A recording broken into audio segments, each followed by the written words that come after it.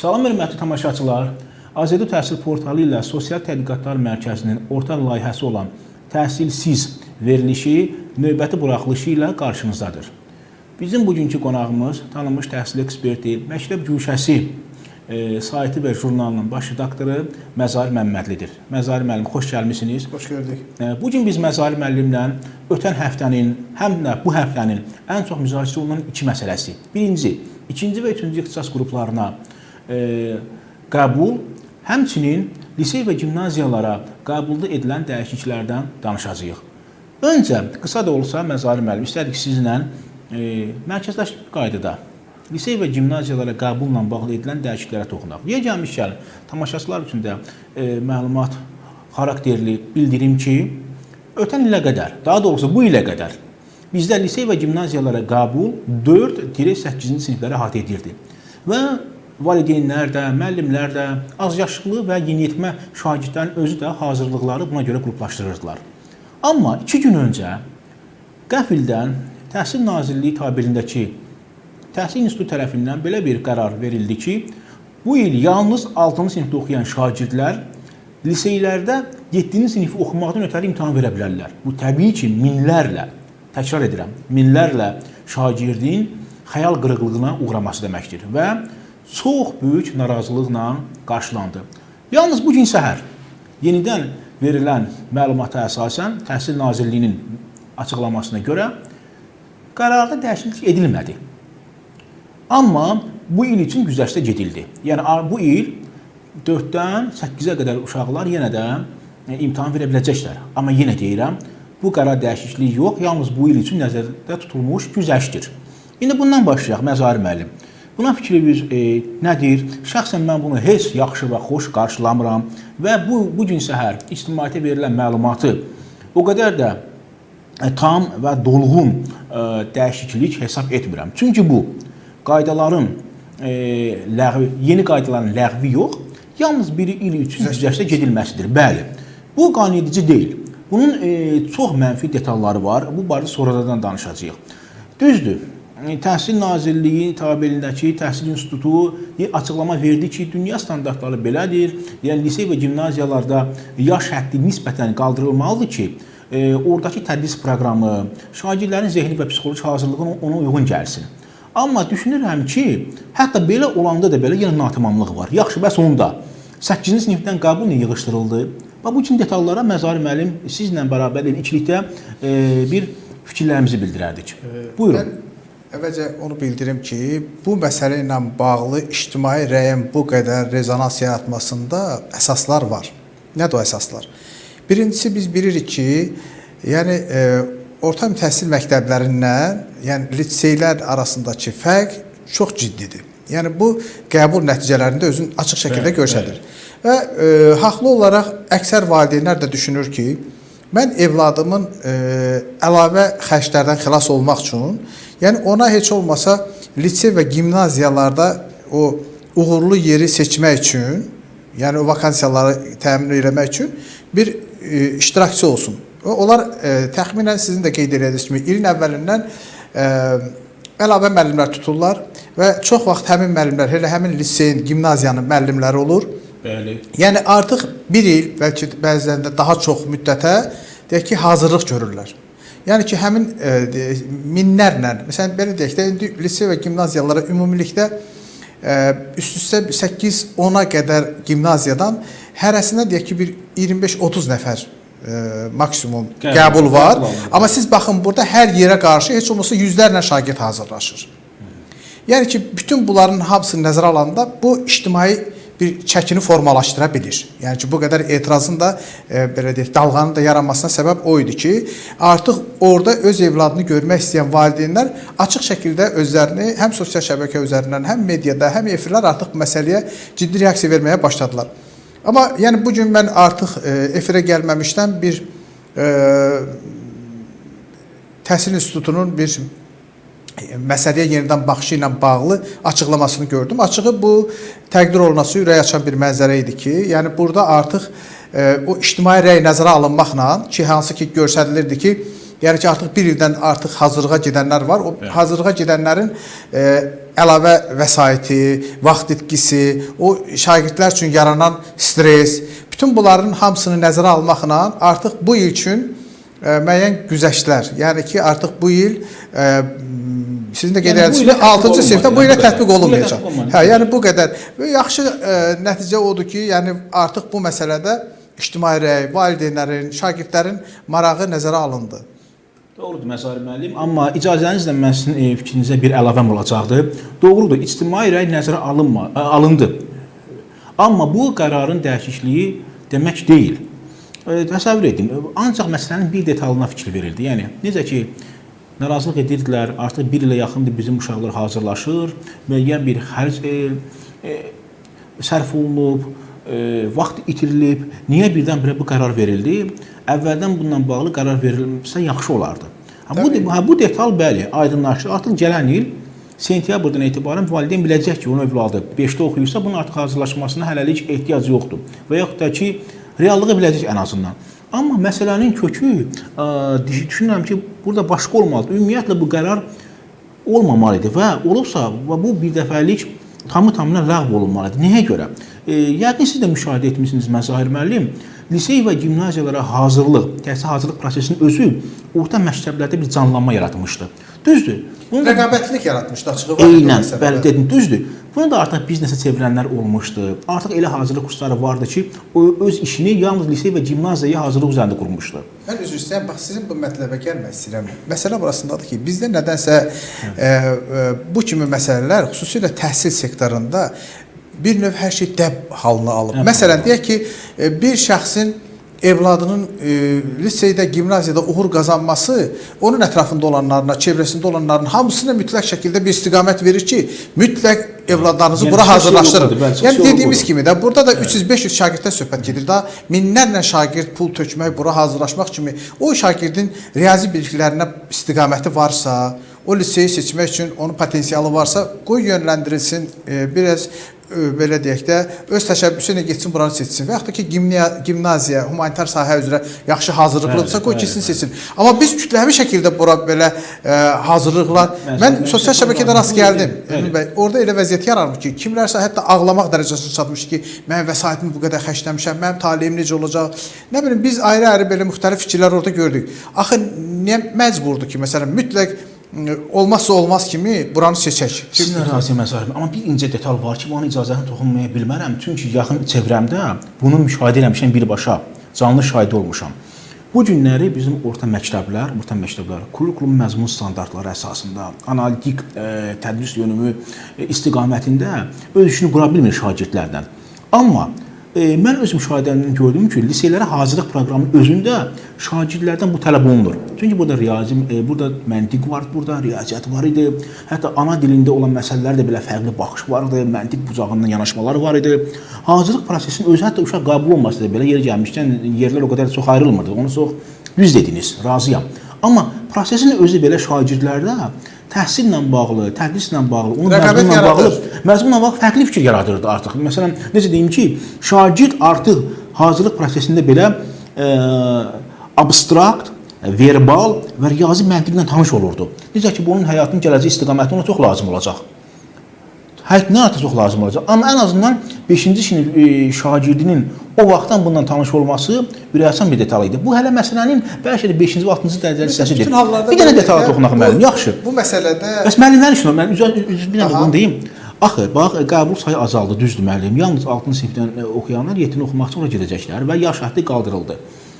Nə də olmasa bizim gimnaziyalarda bəli, boşluqlar yaradacaq və müəllimlərin ixtisarına ikinci, ixtisar olmasa belə dərs saatının xeyli sayda azalmasına səbəb olacaqdır.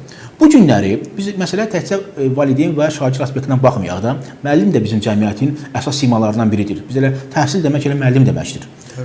Bu günləri öz üzərində işləyən müəllimin böyük arzularından biri də orta statistik, standart məktəblərdən çıxıb liseylər işləməkdir. O üzərində buna görə işləyir, özünü inkişaf elətdirir, müraciət edir, yer gəldi imtahan verir, söhbət MİQ imtahanından getmir. Bəzi liseylər var ki, ora MİQ-lə qəbul olsa da, bəzilərdə daxili imtahanlar da var, səhv etmirəmsə. və ora qəbul alır və yeni qəbul alan müəllimlərin böyük əksəriyyəti fəndən asılı olmayaraq 5-ci və 6-cı siniflərdə tədris aparırlar.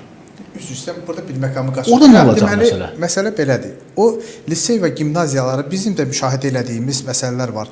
Biz görürük ki, ora seçmə müəllimlər gəlir və lisey və gimnaziyaların ümumi nəticələri çox yüksəkdir.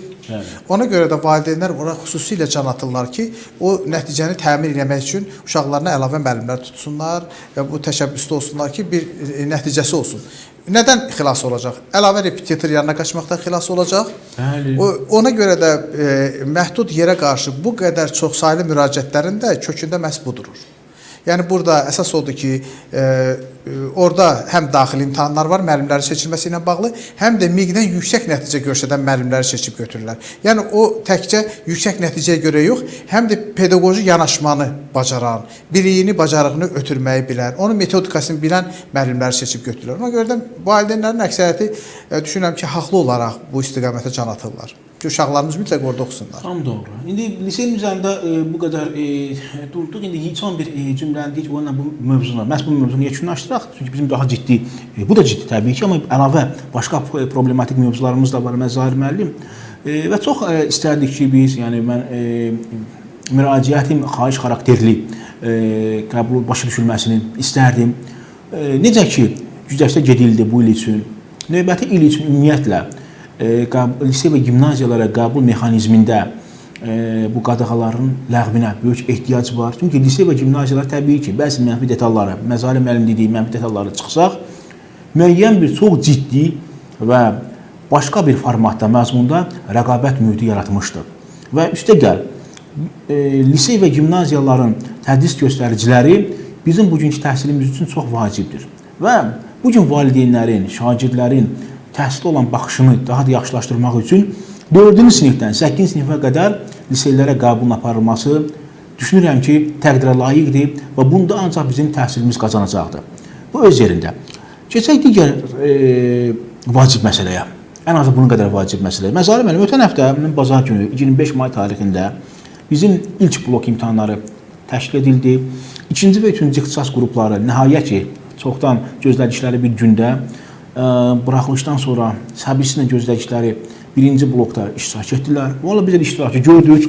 Həmən gün, ondan sonraki günlərdə, sosial şəbəkələrdə, cəmiyyətdə, repetitorlar arasında, qruplarda, ümumiyyətlə mediada çox ciddi narazılıqların şahidi olduq. Siz bu barədə kifayət qədər televiziyalarda, saytlarda, qəzet və jurnal, çap mediasında açıqlama verib təhlillər aparmışsınız. Bunun səbəbi nədən ibarət oldu? Niyə biz 2-ci və 3-cü ixtisas qrupları üzrə mənzərənin bu cür olduğunun necə deyim ki, əyani şahidi olduq? Durum nə yerdədir? Bəlkə yanlışdılar Məzali müəllim. Bu prosesi yaxşı izləyən bir şəxs kimi sizin fikirlərinizi öyrənmək istərdik. Mən təşəkkür edirəm məhz bu mövzu ilə bağlı məsələni gündəmə gətirdiyinizə görə. Məsələ burasındadır ki, biz artıq Dövlət İmtahan Mərkəzinin işində nöqsanları, qüsurları aşkara çıxartmağı ha vaxtdan başlamışıq, ora dönmək istəyirəm. Deməli, təsəvvür edin ki, Dövlət İmtahan Mərkəzinin artıq işi elə bir səviyyədədir ki, yerindən qalxan hər kəs artıq Dövlət İmtahan Mərkəzinin işinə yarışxənd eləyir və yaxud da ki, ciddi iradlar bildirir və nəticəyə baxanda kifayət qədər əsaslar da görünür. Məsələn, nədir bu əsaslar? Bax, sizin də qeyd elədiyiniz kimi, 2 gün, 3 gün əvvəl keçirilən imtahanda deyək ki, İmtahan suallarından bir neçəsini, mən təəssüf ki, üzərimdə o faktları götürmədim. Məsələn, tarix bölümündə mədəniyyətlə bağlı tutaq ki, müəyyən epizodlar var ki, düzgün göstərilməyib. Yəni, bununla bağlı bir tarix müəllimi şəxsən bizim deyək ki, sayta müraciət etmişsə, biz o müraciətini dərc edirik. Bu 2-ci ixtisas qrupu yox, 3-cü ixtisas. Əslində fərqi yoxdur, hər halda var, fakt varsa, hansı qruplarda fərqi yoxdur. Yəni, söhbət burada ondan gedir ki, deməli, bu yanlışlıqlar artıq özünü nədə göstərdi? Son 3 ilin biz təcrübəsinə baxsaq, məsələn 2022, 23, 24 qəribədir ki, statistikalarda biz 2024-cü ilin statistikasını tapa bilmirik. Məsələn, özlərinin bazasından belə.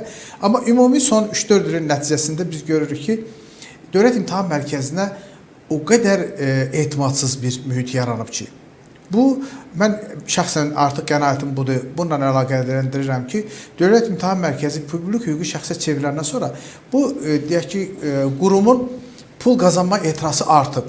Yəni siz elə fikirləşirsiniz. Təbii, məsələn necədir? Məsələn deyək ki, indi də bax o şikayətçi müəllimlərin əksəriyyəti, abituriyentlər belə düşünür ki, birinci cəhddə həmişə suallar çox kəskin, fərqli qoyulur, ağır qoyulur və yaxud da ki, tədris müddətində keçilməyən suallar qoyulur və bunun üçün mən yəni dediyim kimi nümunələr də artıq var.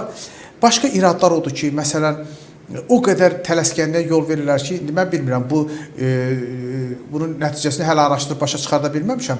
Bu məqsədlidir ya qeyri-məqsədlidir.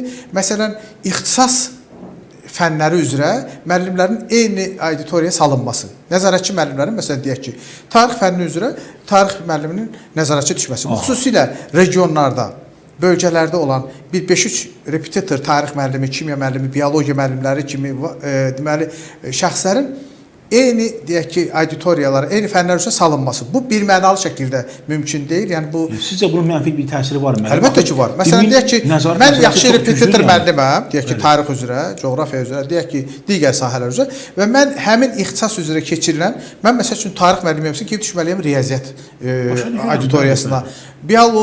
Bioloq gəlib düşməlidir məsələn tarixə. Belə də yəni ki, ona istiqamət vermək, yön göstərmək kimi imkanları olmasın. Bəli. Amma bilmirəm indi bu hansı səbəbdən ki baş verir, amma baş verir bu kimi hallar və bu Dövlət İmtahan Mərkəzi üçün çox ciddi nöqsan sayılan hallardan biridir. Gələk məsələnin başqa bir tərəfinə ki, deməli bu etimadsızlıq mühiti nədən yaranır? Dövlət İmtahan Mərkəzinin deyək ki, hər il son 3-4 ili götürsək, artıq müraciət edənlərin qəbulla bağlı, kollec və deyək ki, universitetlərə qəbulla bağlı müraciət edənlərin sayı artıq son 3 ildə 100 mini keçir. Bəli. İndi gəlin belə şərti bir elementar riyazi hesablama aparaq da. Yəni, hər bir ikinci cəhddə imtahan verən şəxs 40 manat ödəyirsə, hələ biz təkcə blok imtahanlarına danışırıq, digər imtahanları biz mətləbə gəlmirik. İndi siz baxın, bu 4 milyon pul deməkdir. Yəni, bu az vəsait deyil, bir. İkinci bir başqa tərəfdən məsələ odur ki, bu indiyə qədər dövlət büdcəsindən maliyyələşirdi deyə, Dövlət İmtahan Mərkəzi stabil, sabit özünün deyək ki, davamlı imtahanlarını aparırdı. Amma publik hüquqi şəxsə çevriləndən sonra artıq narazılıq artmağa başlayıb, sualların tərtibatı ilə bağlı narahatçılıq artıb və imtahanların xüsusilə bunu qeyd eləmək istəyirəm ki, imtahan nəticələrinin elan olunması bir ay yarım vaxt aparır. Bir ay yarım ərzində o abituriyentin çəkdiyi istirabı, əzabı, stresi təsəvvür eləmək mümkün deyil. Valideynlər də bu işə gəlsə, onun ətrafında çevrəsində olan adamlar da bu işə cəlb olunanda görün hansı bir mənzərə yaranır. Bu təxminən yarım milyon əhalinin gərginliyi, narazılıq deməkdir. Yəni Dövlət İmtahan Mərkəzi özü üçün müəyyən bir üslub seçə bilər, çevik, heç olmasa bir gün, 2 gün, hətta bəzi təcrübə var dünya təcrübələrində ki, elə imtahan verən yerlər var ki, həmin gün imtahan nəticələrindən tam, məsələn, necə ki, sürücülük ilə bağlı imtahan verəndə anında bilir məlumatı ki, 15 dəqiqə ərzində sürücülük vəsiqəsini təmin edirik, gedir. Amma biz bu Dövlət İmtahan Mərkəzi işində bu operativliyi görmürük. İmtahan verəndən ən azı 4-7 həftə ərzində, bu da 1 ay, ay yarım, bəzən 2 aya qədər çəkə bilən haldır. O müddət ərzində bu yaranan gərginliyi biz nəzərə alsaq, onda mənzərə aydın olacaq. Başqa bir toxunacaq. Başqa bir məsələyə toxunmaq çox üzr istəmişsən. Burada məsələ mütləq bir əlavəm olmalıdır və bu sual xarakterlidir. Dediyiniz, məsələn, bu tezləşdirsə yaxşı olar. Məsələn, taksi sürücüləri və digər müqayisəni dediniz. Axı biz bir dənə də məsələ var ki, ildən ilə açıq tipli, situasiya tipli sualların sayı artır. Yəni bunların markerlər tərəfindən yoxlanılması bir xeyli vaxt aparır. Yəni bu da mümkün deyil ki, qapalı imtahan nəticələri bir vaxt elan olunsun, açıq sualların nəticə bir vaxt elan olunsun. Bu da mümkün deyil. Yəni mənə elə gəlir ki, yenə deyirəm, burada hər hansı bir məbləğdən çıxış etmirəm. Sadəcə yəni hər hansı bir imtahan prosesində iştirak etmiş bir şəxs kimi deyə bilərəm ki, yəni mənə elə gəlir ki, yəni burada vaxtın uzanmasının ən az 90% səbəb göstəricisi məhz açıq suallarla bağlı olan məsələlərdir. Yəni elə başa düşürəm. Yəni hələ ki bu mexanizm bizə düşünmürəm ki, yaxın illərdə tezləşdirsin. Belə bu məsələ ilə bağlı başqa bir televiziyada gedən müzakirələrdə rəsmi nümayəndə bildirdi ki, biz artıq süni intellektdən istifadə etməyə başlamışıq. Mən sizə deyim ki, əgər açıq tipli sualların özünün yoxlanılması məsələsinə gələndə belə, yəni indi artıq biz 21-ci əsrə yaşayırıq. Bu qədər çətindirmi ki, yəni o süni intellekt imkanlarına istifadə etmək? Bir tərəfdən özləri boyunlarına alır ki, bizim işlərimizin bəzi hissəsini artıq süni intellektlə qiymətləndirmə filan məsələsi. Yəni o halda buna bu qədər uzanması istər-istəməz valideynlərdə, o abituriyentlərdə müəyyən neqativlərə yol açan bir təsəvvür yaradır. Və mən sizə deyim ki, son 3 ildə yəni bu apellyasiya şikayətlərinin artması da o məsələ ilə bağlıdır. Bu sualların bəzi vaxtlar görürsünüz, qoyuluşu ilə bağlı narazılıq yaranır. Yəni ki, onun qiymətləndirməsi ilə bağlı başqa bir sual yaranır. Başqa bir tərəfdən Dövlət İmtahan Mərkəzinin ən qüsurlu işinin bir tərəfi də odur ki, yəni apellyasiya müraciət edənlərin adından bəlli olduğu kimi apellyasiya müraciətidir. Bunu dəvət edib araşdırmaqla nəticə aydınlaşdırmalıdır. Bu yaxınlarda bizim bir proqnozlaşdırdığımız məsələ vardı ki, Dövlət İmtahan Mərkəzinə olan müraciətlərin ən azı yaxın 3 ay ərzində dinlənilib, yoxlanılıb, çatdırılması, qeyri-ləndirilməsi ya yaxşı, ya deyək ki, onun xeyrinə, ya da ki, rədd cavabı verilməsi üçün ən azı 2-3 ay müddət lazım idi. Amma siz baxın, Dövlət İmtahan Mərkəzi blok imtahanının yaxınlaşdığını görən kimi çox qısa bir vaxtda nəticələr elan edir. Bu da aydındır. Siz nəsə az öncə başqa bir səbəbə toxunmaq istəyirdiniz, biz müdaxilə etdik. Həmin səbəbi istəyirdik ki, biz xatırladaq bu dinlə bağlı narazılıqlara əsasən. Dediniz ki, biz sadalayırdınız və başqa bir səbəbin olduğunu deyirdiniz. Məsələ nədir yəni? Məsələn, Dövlət İmtahan Mərkəzi apellyasiya müraciətləri ilə bağlı biz indi qeyd elədik də, o məsələdə müraciət edənlərin hamısının fikri nəzərə almamaq bir. İkinci, zallarda nəzarətçilərlə bağlı məsələyə toxunduq. Bu da ciddi bir pozuntudur. Mən üzr istəməliyim. Burada mən sual verməliyim. Bu sualdır ancaq.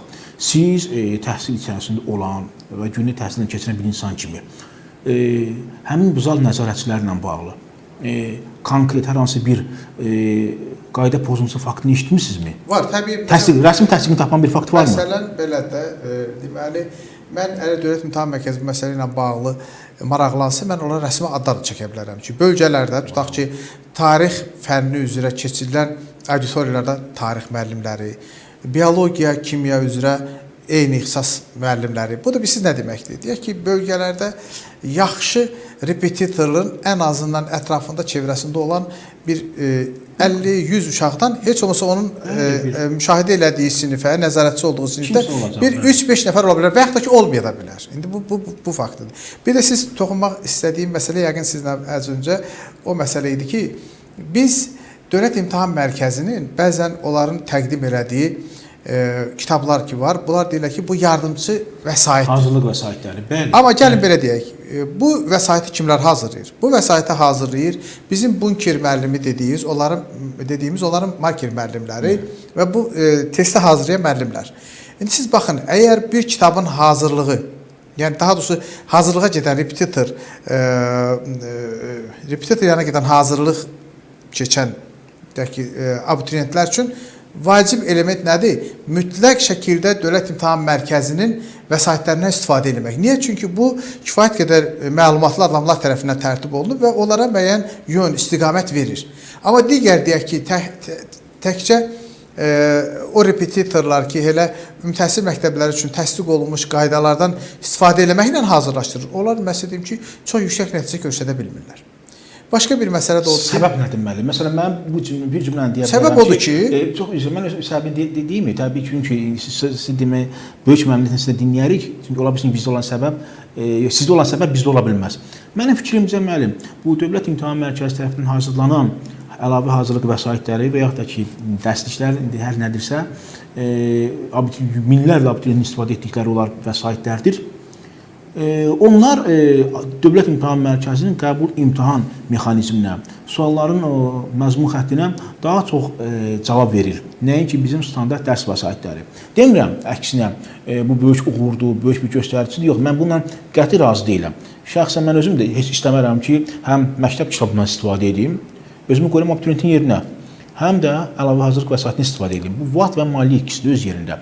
Amma məsələn bu sualların kurikulumun məzmun standartları əsasında hazırlanması burada öz sözünü deyir. Deməli bizim həm də standart dərsliklər bu məzmun xəttlərinə cavab vermir ki, Dövlət İmtahan Mərkəzi əlavə vəsaitlərini istifadə edir. Yəni bu yanaşma, bu sualdır. O da belə baxaq. Bu mövqe müdafiəsi ilə bu sualdır. Məsələ belə yanaşır. Yəni sizcə bu bir səbəb ola bilərmi? Əgər Dövlət İmtahan Mərkəzi hesab edirsə ki, onun tərtib elədiyi suallara, bu dərs vəsaitləri bu cavab vermir bu standartlara, o halda Dövlət İmtahan Mərkəzi bir təşəbbüs eləməlidir.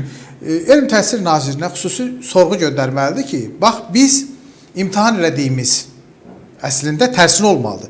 Onlar Dövlət İmtahan Mərkəzinin struktur olaraq Elm Təhsil Nazirliyinin Nazirlər Kabineti tərəfindən təsdiq olunmuş qaydalarına uyğun tədris olunan vəsaitlər nəyi diktə edirsə, onu imtahan eləməlidir.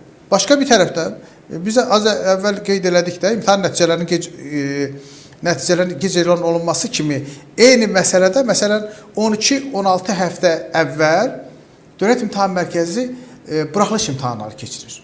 Bəli. Və biz onda gəlin baxaq görək, həmin özünün tərtib elədiyi sözsüz ki, vəsaitdən sual salınırdı ora. Amma bu məsələdə Dövlət İmtahan Mərkəzi hesablaşmalıdır Elm Təhsil Nazirliyinin proqramına uyğun. Bəli. Amma vaxtından deməli 2 ay, 3 ay əvvəl keçirilən imtahanların nəticəsi əlbəttə ki, bu cür yarımçıq olacaq. Yəni ki, abituriyent üçün yarımçıq göstərəcək. Əgər o tədris müddəti başa çatmayıbsa, öz vəsaitindən suallar salıb və testi də o hesabdan hazırlayır.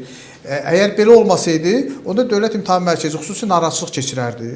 Mən bu məsələdə hələ Elm Təhsil Nazirliyini başa düşə bilmirəm ki, niyə məsələn bu məsələlərlə bağlı açıq şəkildə Dövlət İmtahan Mərkəzi qarşısında məsələ qaldırmır ki, bu cür hallar 14 həftə 15 həftə daşı vaxtından əvvəl keçirilən imtahanlar dərs mühitini pozur. Buraxılış sinifləri üçün ümumiyyətlə məktəbdən azad olmasına qədər gətirib çıxardır ki, onlar nə sinif rəhbərləri, nə məktəb direktorları, başqa bir tərəfdən də rayon təhsil şöbələri, sektorları, regional idarələr baskı edirlər məktəbə ki, bizə nəticə lazımdır. Tutaq ki, 11-ci sinifin nəticələri sizə zəifdir, 9-cu sinifin nəticələri zəifdir. Zəif olacaq da bu buraxılış imtahanı verən şəxs artıq özünü harda görsün orada? Niyə gəlsin dərslər işlə? Bir dənə də soruşum sizdən, üzr istəyirəm tamaşaçılardan da.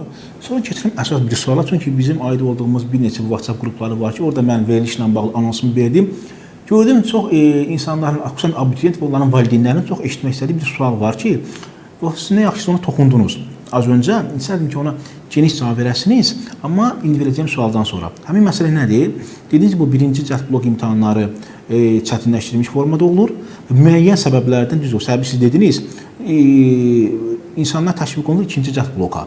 Onunla bağlı biz toxunmaq istədik və bunun sonucunda sizin bir ehtimalınız və proqnozunuz verirsə adədən tez-tez ikinci cəhd blok imtahanları fərqi yoxdur. İkinci, üçüncü, birinci və dördüncü qruplarda nisbətən asan mı olacaq, yoxsa yox? Düzdür, birinci və dördüncü toxunmaq elə, çünki onların heç birinci cəhdə olmayıb.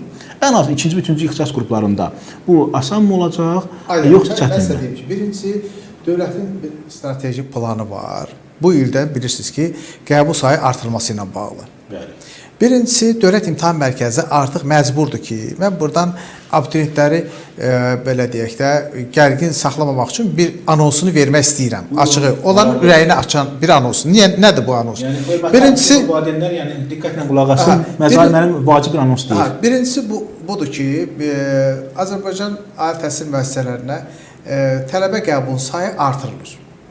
Bu artırılma ancaq təmin olunmalıdır o halda ki, Dövlət İmtahan Mərkəzi özünün suallarını tərtib eləsin. Mən demirəm asanlaşdıracaq, nə bilim necə. Sadəcə proqramlara Elm Təhsil Nazirliyinin, yəni ümumi təhsil məktəbləri üçün nəzərdə tutub proqrama uyğun tərtib edəcək. Və bu imkan verəcək o abituriyentlərə ki, məsələn, Ucqar Birdağ kəndində oxuyan da həmin suallara cavab tapa biləcək. Deyək ki, burada mərkəzdə ən bahalı deyək ki, marker müəllimin yanına 300-500 manata gedən də hər fəndə. İkinci cəhd blokda belə olacaq deyirsiniz. Deməli, ikinci blok imtahanlarına cəhdə mən düşünürəm ki, əksər abituriyentlər yaxşı nəticələr göstərə biləcəklər. Çox maraqlıdır. Yəni, bu ancaq onunla əlaqəlidir ki, biz qeyd elədiyimiz kimi, birinci cəhd imtahanlarında adəti üzrə Dövlət İmtahan Mərkəzi həm abituriyentləri ilişdirən suallar salırlar, həm mürəkkəb suallar salırlar, hətta deyərdim ki, bəzən mürəkkəblik gətirib səhv suallara da çıxardır. Ki, bu da artıq ikinci cəhddə ödənişli olacaq deyə artıq Dövlət İmtahan Mərkəzi ya biraz zəhmət gələcək,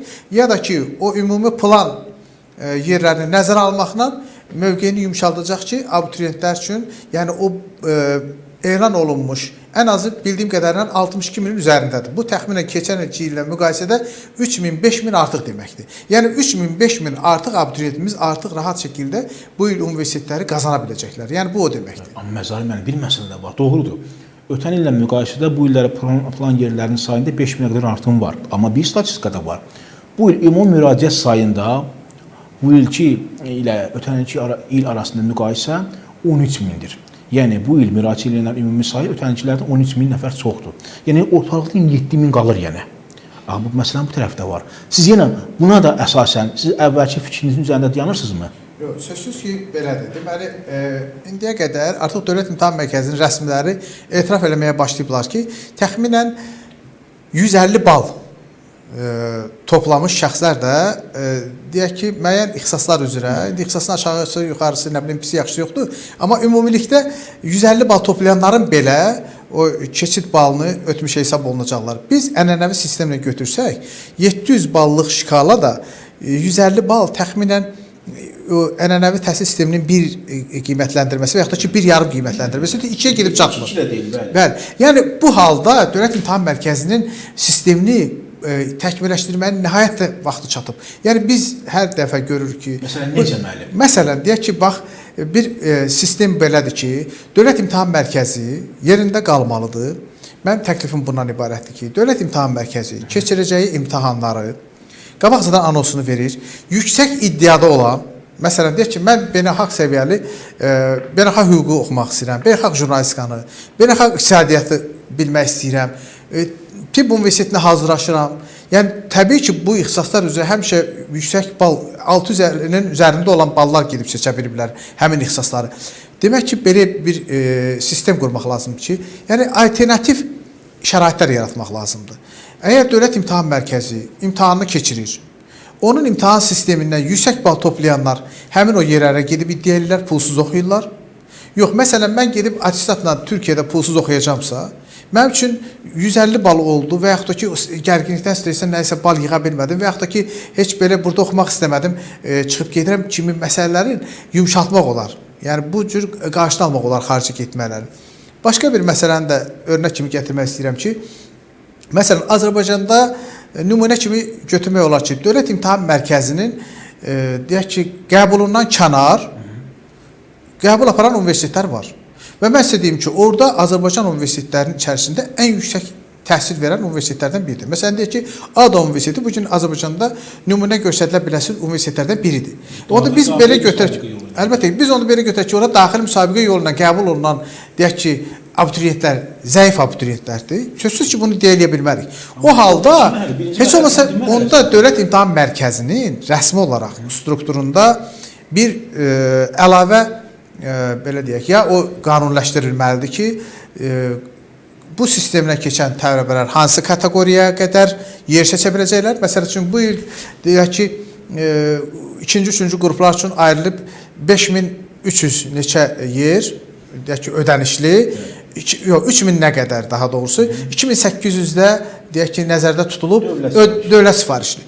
Onda biz məsələn belə deyə bilərik ki, burada 4000 dövlət sifarişli yer olacaq. Bunun üçün minimum bal Dövlət İmtahan Mərkəzinin imtahanına keçəndən sonra deyək ki, yüksək nəticəsi olan şəxslər seçməlidir.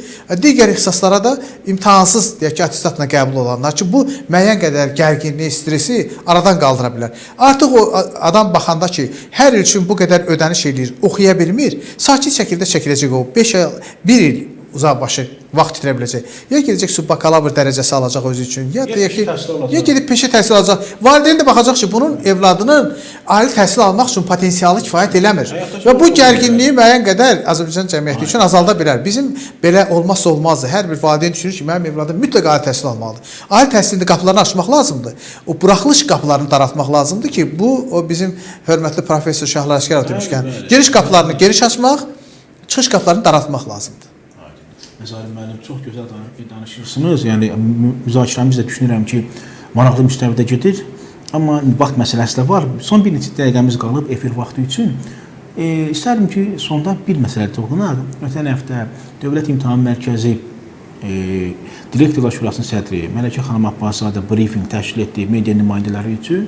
Yəni orada hörmətli media təmsilçilərindən birinin sualına cavab olaraq təhsil ekspertləri ilə bağlı danışdı. Düzdür, bununla bağlı mənim əlavə bir yanaşmam olacaqdır. Mən müəyyən qədər Mələkə xanımı necə deyim ki, dəstəkləyirəm fikrini ki, burada problem nədir əslində? Təbii ki, özümüz də indi, siz də, biz də, digərləri də təhsillə bağlı mütəmadi çıxış edən şəxslərin adından danışa bilmərik. Onları bir kənara qoyuruq. Amma bugün TikTok, Instagram və YouTube platformaları üzərindən həddindən artıq naşı, təhsilə ümumiyyətlə aidiyyatı olmayan, yalnız və yalnız üzr istəyirəm burada ifadəmə görə sezon və bazar yanaşmalarına əsasən hərəkət edən, özlərini ixtisas seçimi, digər təhsil xidmətinin üzrə mütəxəssis göstərənlər var ki, onlar özlərini təhsil eksperti kimi təqdim edir və dezinformasiya, müəyyən bir manipulyativ məlumatlardan qətiyyən çəkinmirlər. Həmin insanları biz tanımırıq. Amma gün istənilən saatı, xüsusən də gecə saat 22:00-dan sonra, 20:00-dan sonra Nəzari müəllim, elə siz də bir sınaq üçün TikTok platformasına daxil olsanız, görərsiniz. İstənilən bir səhifədə çevirdikcə təhsilə aidiyyatı olmayan və yaxud aidiyyatı olub da kursda, hər hansı kursda texniki işdən o tərəfə keçməyən bir şəxsin böyük iddialarla təhsillə bağlı, qəbulla bağlı proqnoz verdiyini görəcəksiniz.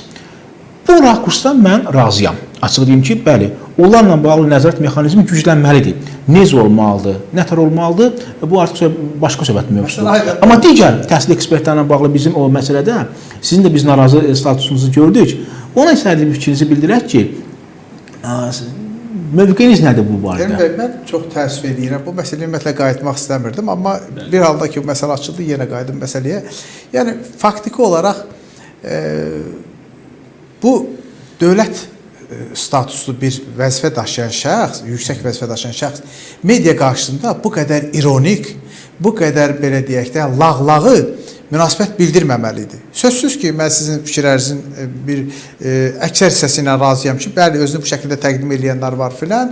Amma gəlin ümumilikdə baxaq görək ki, bir qurumun rəhbəri bu şəkildə geniş hamıya həqarət olan bir şəkildə bir açıqlama verməli idimi? Təbii ki, verməli deyildi. Qaldı məsələnin başqa bir tərəfinə ki, necə qarşılandı? Sözsüz ki, bu yaxşı qarşılanmadı. Çox sərt, belə deyək də, mövqelər səsləndi və mən kifayət qədər haqlı sayıram həmin şəxsləri.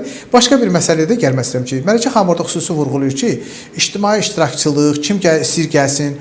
Mən məsələn bax o cəhddən sonra mən də sizin bu efirdən istifadə edərək deyirəm ki, buyurun, dəvət edin, gələk biz orada fikirlərimizi, iradlarımızı birbaşa sizə deyək və siz də bizə əsaslandırın ki, sadaladığınız faktların heç biri əsaslı deyil və yaxud da ki, hansı əsaslıdır, ya qismən razısınız, ya ümumiyyətlə razı deyilsiniz. O şəkildə biz də öz mövqeyimizdən, yəni sizi tanış edək, siz də mövqeyinizi ortaya qoyun. Bir. İkincisi, ümumiyyətlə ölkə başçısının ictimai iştirakçılıqla bağlı bir sərəncam var. Evet. Siz baxın, bütün qurumlar, hətta agentliklərə qədər nazirliklərin demək olar hamısında bəzilərində formal olsa belə ictimai şuralar var. Siz baxın görün, Dövlət İmtahan Mərkəzinin mən araşdırdım şəxsən rast gəldim. Bəlkə formal da olsa onlarda da var, amma formal olan nazirliklərin özlərinin belə vaxtaşırı hesabat verən ictimai şuraları var. Amma Dövlət İmtahan Mərkəzi o qədər özünü qapalı saxlayır, o qədər izolasiyalıdır ki, heç bir kimsənin nə ora bir müdaxilə eləmək və yaxud da ki, gedib nəyisə araşdırmaq, nəsə iştirak eləmək, mediaturlar təşkil edir. Mən o dostlarımızı oradan belə deyək də, onlara aid eləmək istəmirəm, amma mediaturda da bəzən elə adamlar dəvət edirlər ki, o adamlar ümumiyyətlə Dövlət İmtahan Mərkəzi sistemindən təsəvvürü yoxdur. Və yaxud da ki, siz deyən kimi, ümumiyyətlə bu sahə üzrə, indi deyək ki, elm təhsil sahəsindən bugün Azərbaycan cəmiyyətində 200 profilli sayt var. Lap belə 4-ə 5-ə qədər də artıra bilərik bu sayı. Amma yəni ondan kənar ayrı-ayrı deyək ki, aparıcı saytlar var ki, bunların özlərinin içərisində də belə deyək, bu sahə üzrə belə mütəxəssislər var, profilləşmiş şəxslər var. Amma ümumilikdə Dövlət İmtahan Mərkəzinin son mətbuat konferansındakı açıqlamaları birmənalı qarşılanmadı. Heç kim o cür mövqeyi təqdir eləmədi və mən də şəxsən o təqdir eləməyən sıralarındayam ki, bu bir xoşa gəlməyən açıqlama idi. Nəzari müəllim, çox sağ olun. Həddindən artıq mən düşünürəm ki, bizim verilişin hər dəqiqəsi abituriyentlər, valideynlər, ümumiyyətlə təhsillə maraqlı hər şəxs üçün faydalı və maraqlı oldu. Minnətdarlığımızı bildiririk biz sizə. Çox sağ olun, mən təşəkkür edirəm. Çox sağ olun. Hörmətli tamaşaçılar, çox sağ olun. Azərbaycan Təhsil Portalı ilə Sosial Tədqiqatlar Mərkəzinin ortaq layihəsi olan Təhsilsizin daha bir buraxılışını sizə təqdim etdik. Amma təkcə biz yox, təhsil həm də siz olun ki, təhsilsiz olmayaq. Çox sağ olun.